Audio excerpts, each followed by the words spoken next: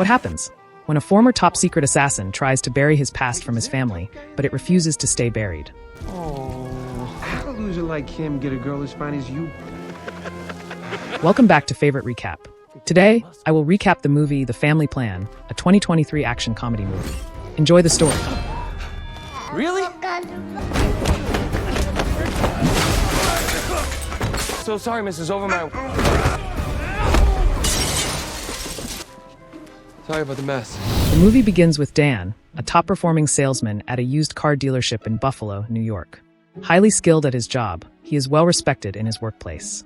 After work one day, his boss offers to feature him on the company's website, but Dan declines, explaining that he has plans to celebrate his 18th wedding anniversary with his wife, Jessica. At home, Dan is a meticulous man who follows a strict schedule. Upon arriving, he is warmly greeted by Jessica and their 3 children, Nina, Kyle, and Max. Meanwhile, there's a heated argument between Jessica and Nina over Nina's college plans.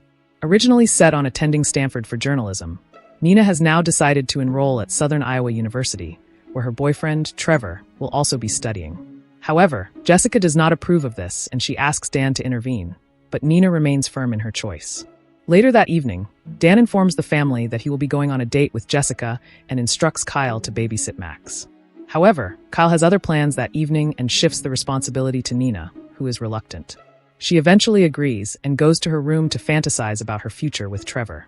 In the meantime, Kyle heads to his friend Samir's house under the pretense of working on a school project. However, it soon becomes clear that Kyle's real intention is to play video games. It is revealed that he is a well-known online gamer under the alias Killboy, who has a wide fan base. That evening, Dan and Jessica visit an amusement park for their anniversary. While Jessica hopes for a more spontaneous approach to family trips, Dan sticks to his carefully planned itinerary. Their discussion is interrupted when a group of teenagers captures a photo of them kissing. Dan asks them to delete the picture, but things escalate when one of the teens pours a drink on him. But rather than retaliate, Dan maintains his composure and walks away. The next morning, Jessica visits the gym and takes up boxing as an outlet for her stress. During practice, she accidentally punches another woman named Gwen. Apologizing, the two start a conversation, and Jessica vents about her husband's reluctance to take family vacations. Gwen, who happens to be a tour guide, hands Jessica her business card and suggests planning a trip. Elsewhere, Dan is out shopping with Max when a stranger suddenly attacks him. To everyone's surprise, Dan fends off the assailant with remarkable skills. Then as he returns home, he hurriedly retrieves a hidden drawer under the stairs, where he had stashed his weapons. He was clearly alarmed, and he contacts his old friend Augie and requests new identities for his family. Then, showing concern for his children, Dan goes to pick up Nina from school, only to learn from a classmate that she quit the school magazine 3 months ago, something she never told her parents. When he finally finds her, Nina confesses that she felt unsupported since Dan never read her articles. She also tells her dad that Kyle is not at the chess club as he should be. So, instead of going to the club, Dan drives to Samir's house where he eventually finds Kyle. As he drives off, he expresses his disappointment with both of them, grounding them for their dishonesty. Later on, Dan surprises Jessica at her office, announcing that the long-awaited family vacation is finally happening. Although Jessica was shocked at how spontaneous it was, the children acted excited about the news. So, the family packs up and sets off for the vacation. However, Dan soon becomes uneasy when he notices a black van tailing them. Unlike his family in the car, he remains hyper-aware of the looming threat. Thinking fast, he takes actions and maneuvers through the streets to shake off their pursuers. In the end, he realizes that he's been tracked. So, he quickly drives to his car dealership instead of continuing on the journey. Once there, he thoroughly inspects his vehicle and eventually discovers a tracking device hidden under the car. Without hesitation, he removes the tracker and discreetly attaches it to a coworker's car. Unaware of what's happening, the coworker drives off, unknowingly leading the pursuers away. Dan watches as the black van follows, knowing that he has successfully diverted the threat as he finally drives off. As they continue their journey, Dan grows increasingly paranoid, and in an extreme move, he throws all their cell phones off a bridge, ensuring none of them is being tracked. His family, unaware of the danger behind them, begin to chat and form close bonds, and even sing songs together as their road trip continues. Meanwhile, McCaffrey, the man who has been hunting them, breaks into their home. Realizing Dan has escaped, he orders his men to track them down. Despite his best efforts to remain off the grid, an unexpected mistake exposes his family's location. In one of their stops, Kyle is recognized by a fan who takes a picture with him and posts it online. This single post is enough for McCaffrey's men to pinpoint their location, setting off a high-speed chase. As the attackers close in, Dan's combat training proves invaluable. Using precision and skill, he eliminates them one by one. However, the real hero of the moment is Max, the youngest of the family. He was the only one awake in the car, enjoying every move his father made. Dan even cranks up the stereo volume to mask the chaos outside, allowing other members to sleep without disturbance.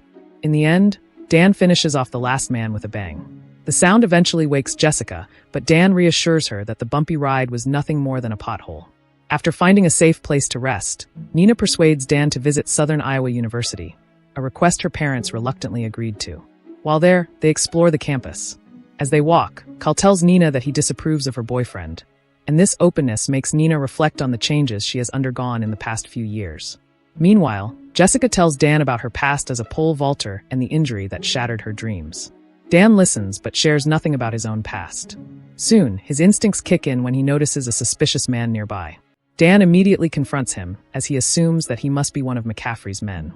In the end, Dan discovers that the man was merely a German corn seed salesman. In the meantime, Nina decides to visit Trevor, but she was shocked by what she discovered. She finds Trevor cheating on her with another girl in his room. Devastated, she ends their relationship and returns to her family heartbroken. Dan, however, finds a way to cheer her up, telling her to use the self-defense technique Kyusho-jitsu. Inspired by this, Nina confronts Trevor once more, using her newfound skills to subdue him, leaving him twitching in pain. Rejuvenated by her victory, she returns to her family with newfound confidence. Jessica, who has just witnessed her daughter's transformation, is amazed by the impact of a few simple words from Dan.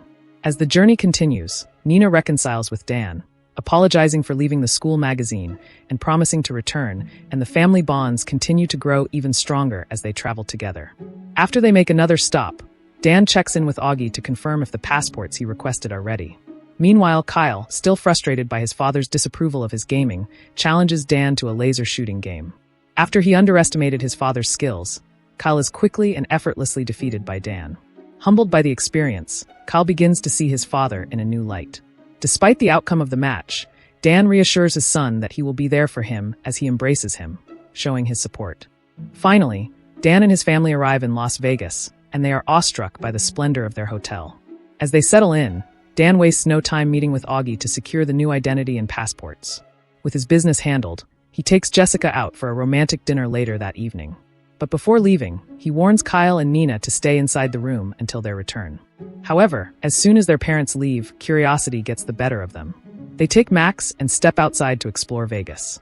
Kyle soon becomes engrossed in the casino games, while a boy from the group shows interest in Nina. Meanwhile, Dan, always wanting to keep everything under check, calls the hotel room to check on them. When no one answers, his instincts immediately tell him something is wrong. He rushes back with his wife, but upon arrival, everything seems normal. However, the room was thrown into chaos when McCaffrey's men ambush them and they take Jessica hostage. Dan springs into action, using his combat expertise to swiftly eliminate the attackers. But the confrontation forces him to reveal a truth he had hidden for years. After taking care of the men, he finally tells his wife that his real name is Sam, and he is a former assassin who once worked for McCaffrey's organization. Years ago, he walked away after realizing the group had begun targeting innocent people. This revelation leaves Jessica in utter disbelief, and when the children heard it too, they were stunned. Jessica, feeling betrayed and altogether furious that Dan had concealed this for 18 years, tries to comprehend what she has just been told. Meanwhile, Kyle calls his dad a hypocrite, one who has always forbidden violent video games while living a life of real violence himself. Dan desperately pleads with them, insisting he kept the truth from them to keep them safe. However, Jessica was not convinced, and she decides to leave the next morning, taking the children with her. In her bid to fly out as soon as possible, she contacts Gwen, the woman from the gym who is a travel agent. So, Gwen arranges a private jet, but upon arrival at the airstrip, Jessica and the children realize they've been deceived. Gwen is not a friend, but one of McCaffrey's operatives. She holds a personal grudge against Dan, having been abandoned by him when he left the organization. Now, she intends to use Jessica and the kids as leverage to lure Dan into a trap. Shortly after, McCaffrey calls Dan, informing him that his family is with him and demands that he shows up immediately if he wants to see them alive. Moments later, Dan arrives at the meeting place, only for his children to learn the shocking truth. McCaffrey is their grandfather. As they try to come to terms with this revelation, McCaffrey presents Dan with two options: return to the organization, ensuring his family's release, or if he refuses, his family will die. Dan remains determined to stick with his decision to stay out of the organization, but when McCaffrey orders Gwen to execute Jessica, he is left with no choice. To save them, he agrees to return. Heartbroken by the decision, the children plead with their mother to find a way to rescue their father as they are escorted out the building. In the end, Jessica realizes that her children are right, and she immediately decides to take action. Using Max's soiled diaper, she incapacitates the guard escorting them away and throws him off the building. Now free, they prepare to launch their counterattack. Back in the room where Dan was, Gwen tells McCaffrey that she needs a private moment with Dan as she attempts to persuade him to come back to her. However, before she can convince him, the family storms into the room. Seizing the opportunity and capitalizing on her distraction, Dan takes Gwen down. Meanwhile, McCaffrey soon discovers what had happened and immediately orders his men to kill Dan and his family. Now reconciled with his family, Dan quickly devises a strategy as he utilizes Kyle Drone's skills to keep track of their enemies. One by one, Dan neutralizes McCaffrey's operatives with his combat skills and precision. Meanwhile, Jessica and Gwen engage in a brutal fight on the rooftop. Despite Gwen's relentless attacks, Jessica ultimately overpowers her, driving a broken piece of bamboo into her chest as she sends her falling to her death. As the dust settles, Dan is eventually overpowered by McCaffrey. With a gun pointed at his head, Dan's fate seems sealed. However, in a last attempt to distract the man, Nina calls McCaffrey grandfather, appealing to whatever shred of humanity remains in him. The brief hesitation was all Dan needed. So, in a flash, Dan seizes the advantage as he swiftly turns the tables and takes McCaffrey down once and for all. In the aftermath, Nina's evidence on McCaffrey's criminal activities exposes him as the leader of the notorious assassin network, leading to his arrest. With the threat eliminated, Dan's family is finally safe. Towards the end of the story, Dan, who is now known as Sam, establishes a security consultancy firm, while Jessica pursues her passion as an athletic coach. Nina eventually realizes her dream of becoming a journalist, ensuring that their story is never forgotten. The film ends on a lighthearted note, with the family embarking on road trips together, free from secrets and distractions, enjoying life, without their cell phones. And that is the story of the movie, The Family Plan. If you enjoyed this recap, consider dropping a like on the video and subscribing to the channel. Also turn on notifications to know when next we upload a video. Thanks for watching.